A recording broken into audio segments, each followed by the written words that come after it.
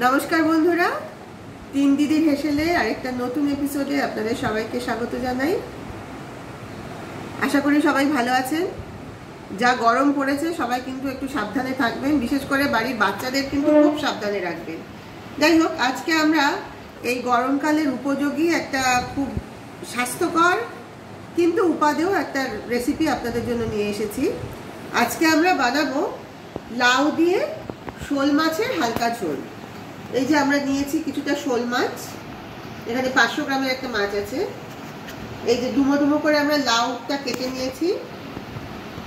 নিয়েছি একটা বড় আলু, ফোড়নের জন্য নিয়েছি রাঁধুনি আর দুটো শুকনো লঙ্কা, নিয়েছি কয়েকটা গোটা কাঁচা লঙ্কা, নুন, হলুদ, আর রান্নাটা হবে অবশ্যই সর্ষের তেলে। তাহলে এই হলো আমাদের আজকের রান্নার উপকরণ। তাহলে চলুন রান্নাটা শুরু করা যাক। গ্যাসটা জ্বেলে নিয়ে গ্যাসের ওপর একটা কড়াই বসিয়ে দেওয়া হয়েছে। দিদি কড়াইতে দিয়ে দিয়েছে সামান্য সর্ষের তেল। দেখুন তেলের পরিমাণটা কিন্তু খুব কমই দেওয়া হয়েছে।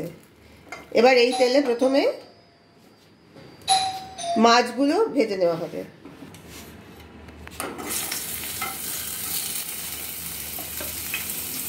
দিদি এবার একে একে শোল মাছের টুকরোগুলো কড়াইয়ের মধ্যে দিয়ে দিচ্ছে।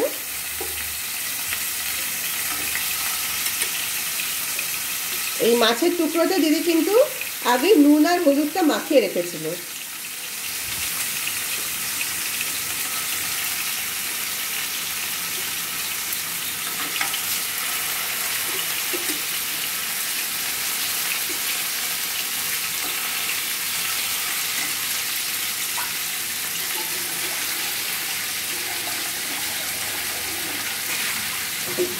প্রথমে মাছগুলো ভালোভাবে ভেজে নিতে হবে।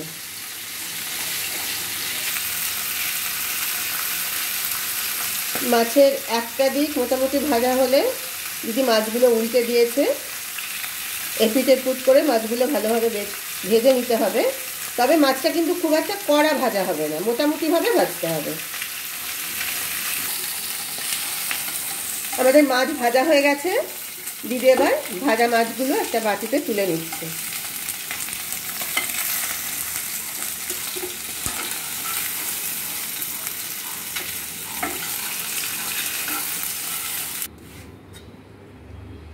এই যে আমরা মাছ ভাজাগুলো একটা বাটিতে তুলে নিয়েছি। এবার দিদি কড়াইতে আর একটু সর্ষের তেল দিয়ে দিল। দেখবেন তেলটা কিন্তু খুব সামান্যই লাগে এই রান্নাতে।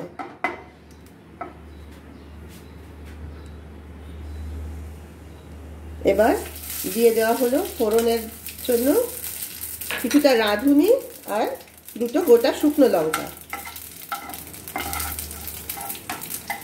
এবার ফোড়নটা একটু নাড়াচাড়া করে নিচ্ছে। তারপর দিদি তেলের মধ্যে দিয়ে দিল কেটে রাখা আলুগুলো। আলুটা তেলের মধ্যে একটু নাড়াচাড়া করে নিয়ে কড়াইতে দিয়ে দেওয়া হলো কেটে রাখা লাউয়ের টুকরোগুলো।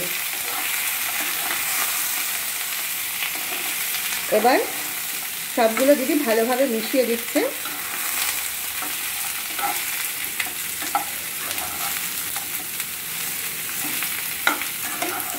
লাউগুলো আলু আর ফোড়নের সাথে ভালোভাবে মিশিয়ে দেওয়া হলো।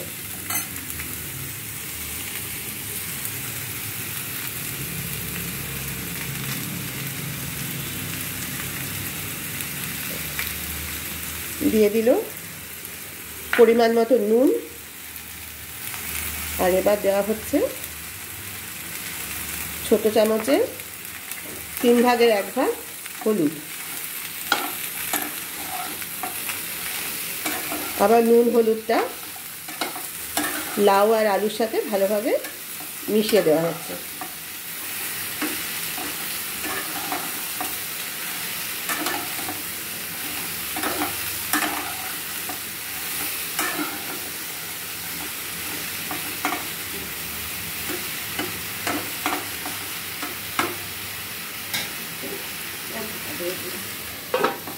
কড়াইতে একটা ঢাকা দিয়ে দেওয়া হলো।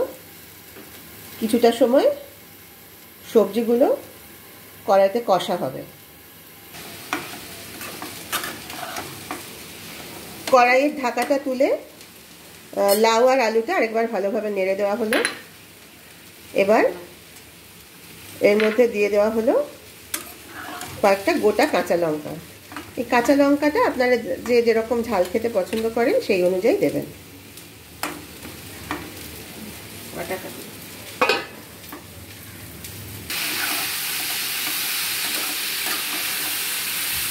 আরেকবার কড়াইয়ের ঢাকাটা তুলে দিদি ভালোভাবে সবজিগুলো নেড়ে দিচ্ছে।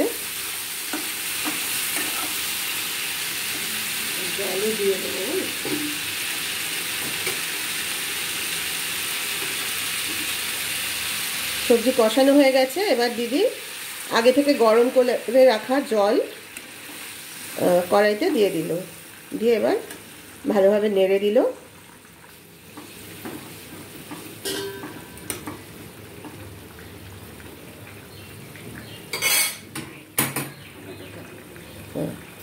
আবার কড়াইটা ঢাকা দিয়ে কিছুক্ষণ রাখা হবে।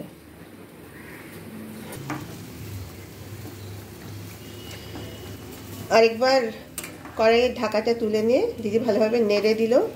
আর কীরকম সেদ্ধ হয়েছে দেখে নিচ্ছে দিদি। হয়েছে সেদ্ধ? মাছও দিয়ে দেবো। আচ্ছা, তাহলে দিদি এবার মাছগুলো ছেড়ে দিচ্ছে ঝোলের মধ্যে। এবার কিছুটা সময় মাছ আর সবজিগুলো একসাথে ফুটবে, তাহলেই রেডি হয়ে যাবে আমাদের আজকের রান্না। আর কয়েক মিনিট ঢাকা দেওয়া থাকলো।